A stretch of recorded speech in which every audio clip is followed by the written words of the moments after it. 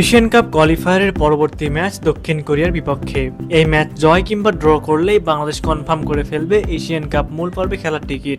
লাওসে অনুষ্ঠিত এএফসি অনূর্ধ্ব-20 নারী Asian cup 2025 বাছাই পর্বে বাংলাদেশের মেয়েরা গতকাল তিমুর লেস্তের বিপক্ষে অসাধারণ পারফরমেন্স দেখিয়েছে। তিমুর লেস্টকে একচেটিয়া আধিপত্য দেখিয়ে 8-0 গোলের বড় ব্যবধানে জিতেছে বাংলার মেয়েরা। তবে এর পরের ম্যাচ বাংলাদেশের জন্য অপেক্ষা করছে কঠিন চ্যালেঞ্জ। একটা হাড্ডাহাড্ডি লড়াইয়ের আভাস পাওয়া যাচ্ছে। বাংলাদেশ ভার্সেস সাউথ কোরিয়া, একেবারে ফাইনাল ম্যাচ। কেন এই কথা বলছি?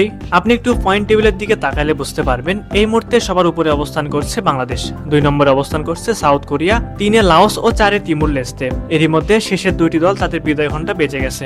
এই গ্রুপ থেকে টেবিল টপার অর্থাৎ গ্রুপ চ্যাম্পিয়ন দল তারা সরাসরি কোয়ালিফাই করবে এএফসি এশিয়ান কাপ আন্ডার-20 টুর্নামেন্টে। এখন বাংলাদেশের গোল ব্যবধান ও সাউথ কোরিয়ার গোল ব্যবধান এটা যেহেতু এখন পর্যন্ত +10 অর্থাৎ সমানে সমান। বাংলাদেশ যদি শেষ ম্যাচে সাউথ কোরিয়ার সাথে ড্র করতে পারে তাহলেও বাংলাদেশ থ্রু করে যাবে, যে কারণে বাংলাদেশ এখনো সবার উপরে, যার জন্য ড্রই যথেষ্ট।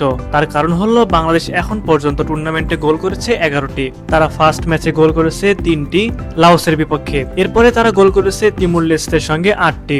এই মিলে 11টি গোল স্কোর তাদের। অন্যদিকে সাউথ কোরিয়া যারা তিমুর লেস্ত থেকে ফার্স্ট ম্যাচে 9 গোল করেছিল, পরের ম্যাচে লাওসের সঙ্গে 1 গোলে জিততে তাদের ঘাম ঝরে গেছে।